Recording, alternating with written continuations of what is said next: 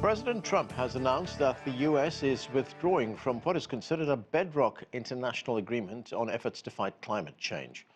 Trump says Washington is departing the United Nations Framework Convention on Climate Change that's been in place for 34 years. And although the world faces another year of record heat, flooding and fires, the Trump administration is also leaving other important climate-engaged bodies, including the Intergovernmental Panel on Climate Change. The U.S. also officially departs the Paris Climate Agreement later this month. How much impact could all of this have on global efforts to address the climate crisis? To discuss that, joining me now is Michael K. Dorsey. He is Chair and Director of Sustainability Solutions Service and Professor with the College of Global Futures at Arizona State University.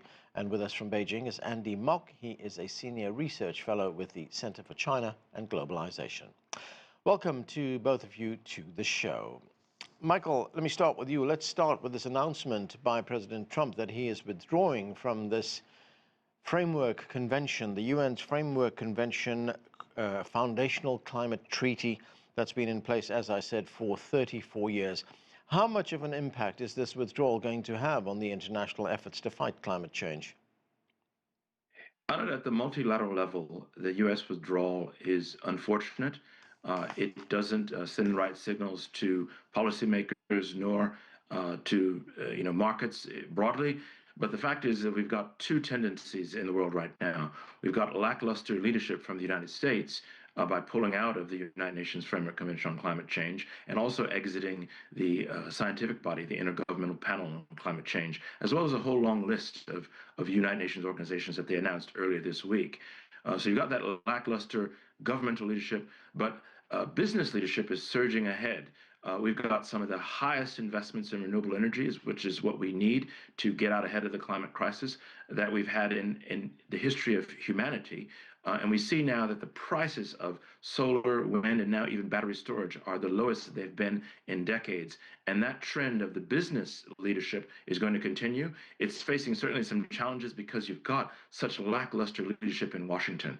But we've got two paths here, a dead end on the government side in the United States, but really aggressive movement by businesses that are trying to make their way and continue to invest in what is the cheapest source of energy, renewable energy, writ large.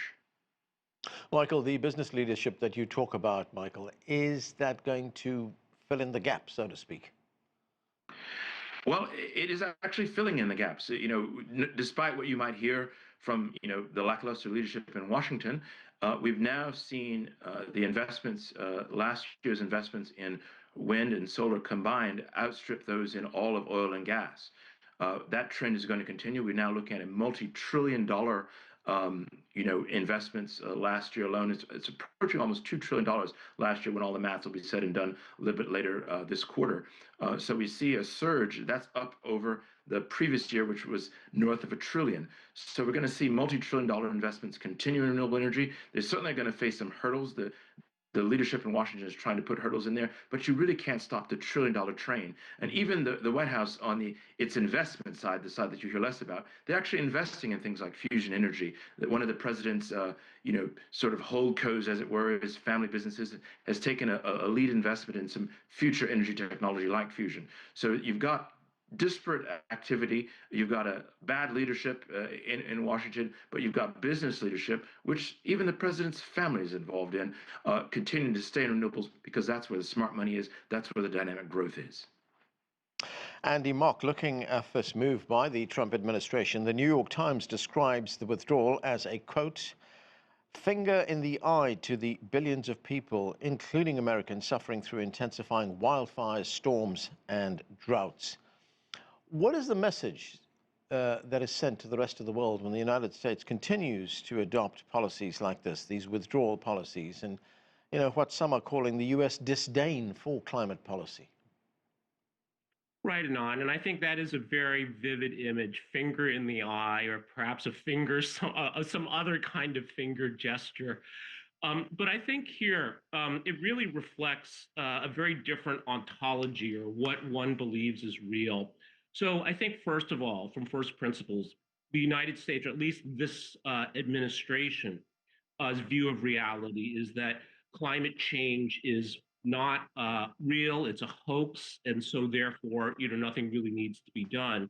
And second, even if something were done, it would be a drag on the economy. It is economic overhead. So it's kind of fails on both counts. China, on the other hand, sees this as a very important issue, along with most of the rest of the world. And second, it actually sees this as an addition to economic growth and maybe even an accelerant to economic growth. Because as Michael mentioned, really to effectively address climate change, you should have market mechanisms like the ability to trade carbon credits, other kinds of emission trading systems.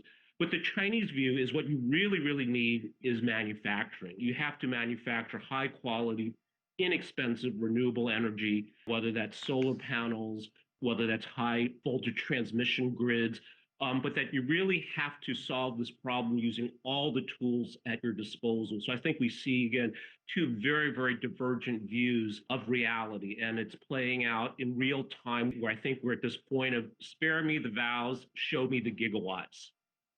Michael, the Trump administration has also pulled out of the Paris Accord. That's the second time it's done that. It pulled out in the first term as well.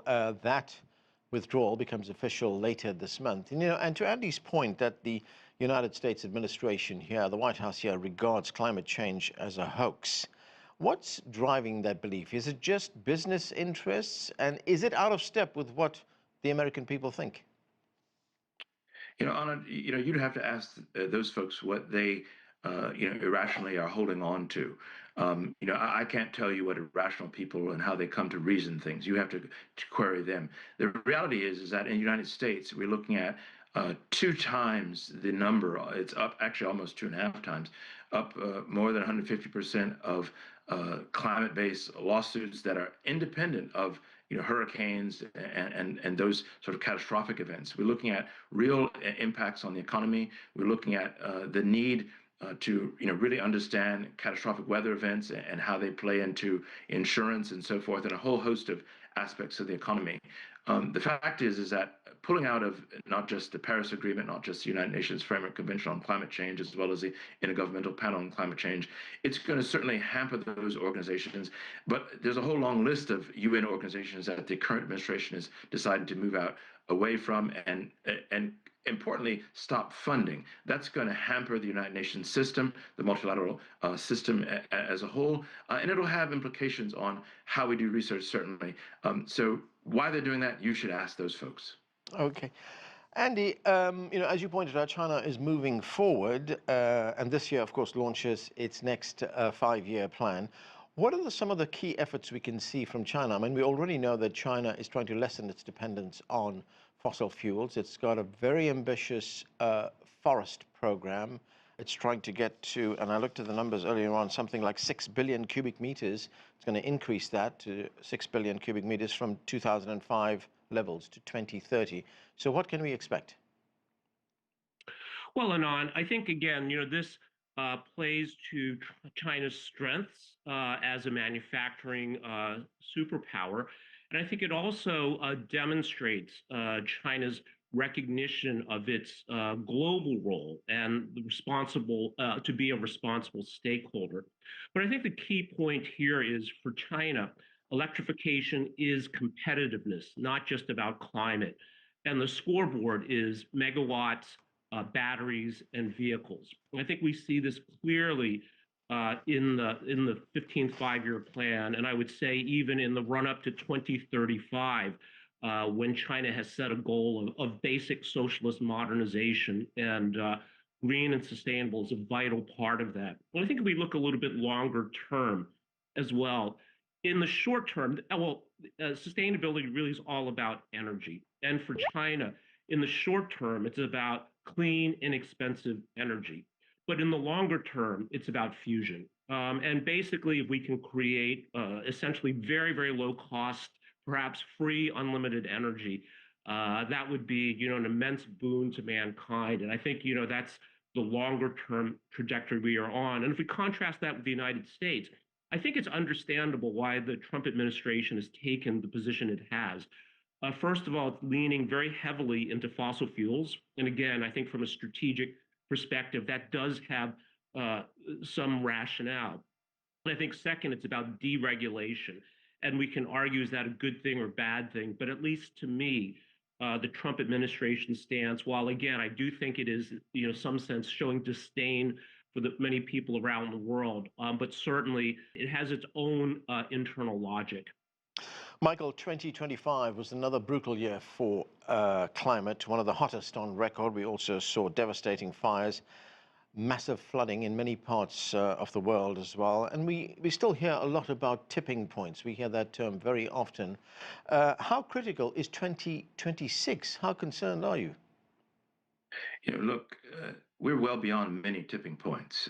We are seeing some of the most catastrophic weather events that we've seen in history in the past, not just last year, but really in the past decade. And we're on course to see further numbers, greater numbers of those events, as well as more catastrophic events going forward. So the time to act and the time to really invest in the solution set, that's renewable energy, that's wind, solar and battery storage, and then modernizing and upgrading the grid as we know it, not just United States, but really around the world. The time to do that is now. China is actually aggressively taking that lead, as Andy mentioned. They're putting on roughly about the size of the U.S. grid every other quarter in China, if you can imagine that. It's almost unimaginable. And that's almost exclusively in wind and solar energy generation. So the time for the entire world, the U.S. included, to get on with investing in the solution set is now. And that's the only thing that's going to get us out ahead of the unfolding climate crisis that's far beyond many tipping points. Andy, of course, this is a global effort. It's not just one or two countries that can take on this battle against climate change. And we know that China is deeply involved in the developing world as well. It has developed very strong relationships with developing countries, sometimes referred to as the Global South. What can you tell us about China's role in exporting its green technology to these countries? I think that China's playing an indispensable role in terms of exporting technology to the Global South in pursuit of sustainable development. I mean, we look at solar panels as one example. I think electric vehicles is another. And as a part of that, one of the most important enabling technologies for electric vehicles, whether these are for consumers, whether they're for fleets like taxi fleets or for trucking, public transportation, is batteries. And China, of course, is a leader in this field as well. But I also want to go back to an earlier point about where China is playing a very, very important role in global development, in that electricity is widely recognized as the bottleneck for AI development. And China currently has more than twice the electric capacity of the United States at about 10 terawatts. And what this means is that China is going to be able to deploy and run large, diverse AI models at globally competitive cost. And I think this also provides another platform or another type of infrastructure for the Global South to develop in a sustainable way. And one final point, Andy, and this is more of a philosophical point, and that is, as the United States administration withdraws from these very important treaties, does Chinese leadership on climate change become more imperative? I think it absolutely does, Anand. And this will play out in two ways. I think directly in terms of who will the world look to for leadership, not just in technology, in economics, but really from a policy as well as a standards perspective. So I think this is one way. On the other, as I mentioned earlier, short to medium term, it's really all about cheap and clean electricity. And this actually will provide an enormous competitive advantage to whoever is able to deploy this at scale. And of course, this is a strategic imperative for China through the 15th five-year plan and arguably the 16th as well. So I think in this way, China really is taking a completely different approach to the U.S. in that it does see climate change as real and important problem. It does see it as a contributor to economic growth, not as economic overhead. Right. And I think finally, it sees that it's very important to use all of the tools at its disposal and make these tools available to the world. Whereas I think the U.S. approach is, while the government is opposed to climate change and acting on it. The private sector isn't, as we've heard from Michael. But in a way, this is only addressing the problem with one toolkit, and this is the private sector. Whereas, again, I think China is taking a full spectrum approach and integrating all of this into technologies and policies that the whole world can adopt and benefit from. And that is where we have to leave it. Andy Monk, Michael K. Dorsey, thanks to both of you for being with us. For more international perspective now on the climate crisis and the impact of the US decision to pull out of key climate bodies, joining me is Abdullahi Boruhalake. He is an Africa security and policy analyst. And from Pakistan, joining us too is Saeed Muhammad Ali. He is a lecturer at Johns Hopkins University. Welcome to both of you. Abdullahi, Africa continues to deal with extreme heat, droughts and floods. Developing countries have appealed for help from the richer nations, from the industrialized world, to help them combat and mitigate the effects of climate change. But now we see the United States is pulling out of one of the framework treaty agreements on climate change. What impact will that have? I think it will have impact at both symbolic and material level, in the sense that a lot of the funding for climate change are largely external, all right? So in the sense that United States pulling out, and that will send a chilling effect to some of the United States corporation organizations that are working in this space.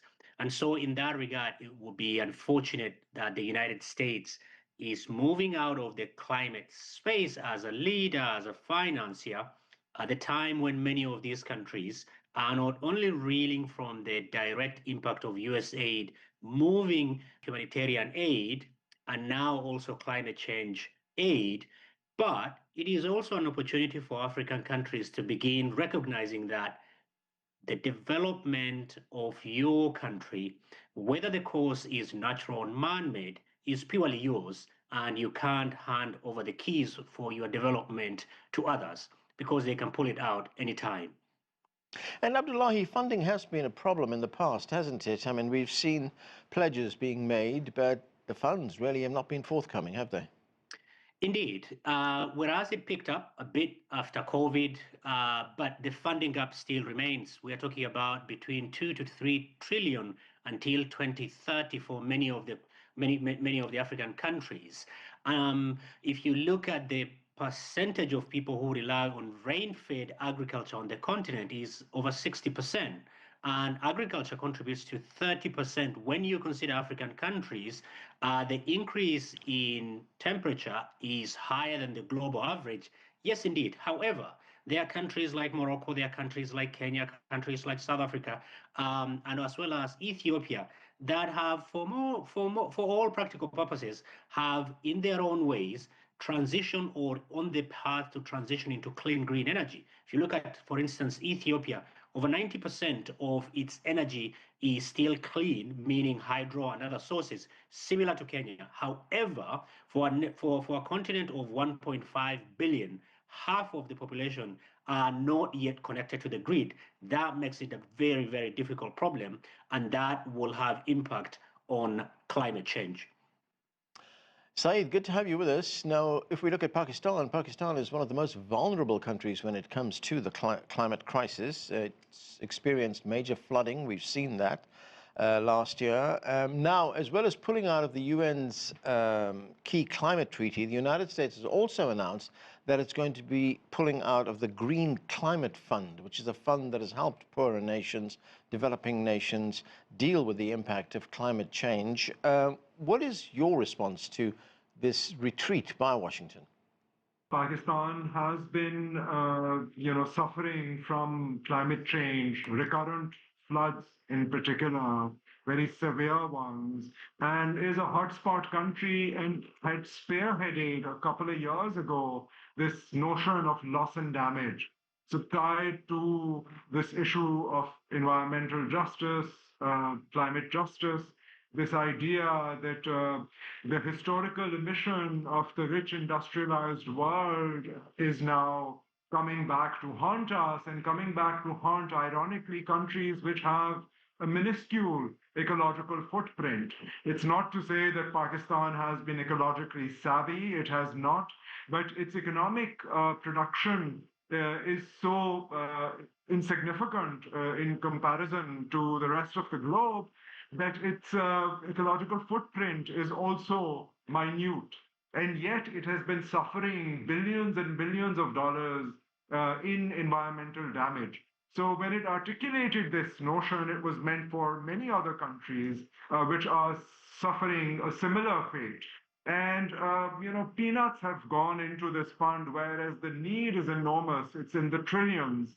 And the US now pulling out, being by virtue of its being the largest donor, having shelved US aid and now pulling out of these environmental commitments, because if you look at the current administration, current American administration, there's a lot of climate denialism. So this had been coming a long time, and the pulling out of the UN Framework Convention means that the US will also not be participating officially in the Conference of Parties. Lots of issues there with the Conference of Parties. I mean, the controversy surrounding it being held in oil-rich countries, for instance. But the US, when it pulls out and, now is thinking of ramping up its control over hemispheric oil reserves and digging for more coal is not a good sign for turning the tap off, much less dealing with the existing damage that fossil fuel production is already causing amongst our midst, particularly in the global south. Abdullahi, you raised an important point just a moment ago when you told us that there are a number of countries on the African continent that are now moving on their own to more greener technologies. You mentioned Ethiopia, you mentioned South Africa as well. And if we look at the United States, it joined the Paris Accords, then during the first Trump term, it pulled out, then Biden rejoined, then Trump came back to office and he pulled out again. It's been very erratic. So how important is it that nations rely now on their own initiative rather than expect that they're going to find a reliable partner in the United States?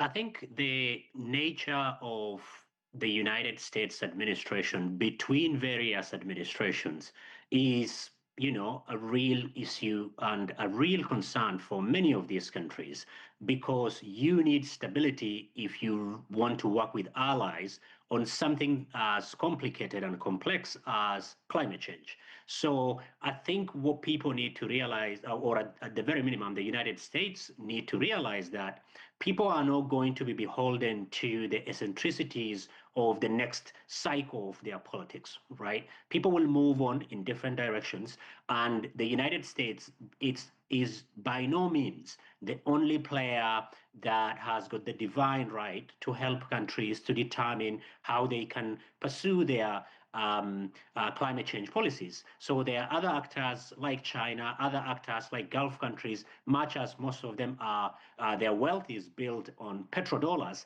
They know that petroleum or fossil fuel, it will not exist forever. So they will try and diversify. And I think it behooves African countries to try and figure out and diversify the kind of actors that they engage, but also simultaneously domestically to really take climate change, because it is not a fad, it is a real existential issue that will impact agriculture in a continent where significant number of people are below the age of 19.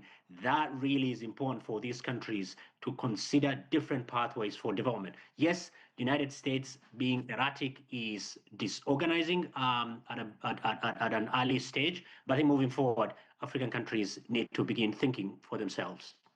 Saeed, as you've mentioned, Pakistan faces major challenges in trying to combat climate change, but at the same time, it's also made significant progress, hasn't it? It's made major strides in things like installing solar panels. Most of these panels, of course, imported from China. I mean, how does that help Pakistan move away from fossil fuels like natural gas, for instance? What could you tell us about this effort? has been very impressive. One doesn't want to lay all one's hopes in the technology basket. I think that would be a bit too simplistic as well, but it is mind-boggling if one looks at the spiraling cost of solar panels. But it's complicated. I mean, if we look at generally fossil fuel consumption, countries also in the global south, besides the US, I mean, be it India, be it China, are still major oil and coal users and have also exported. With CPEC, we've seen an export of coal production capabilities.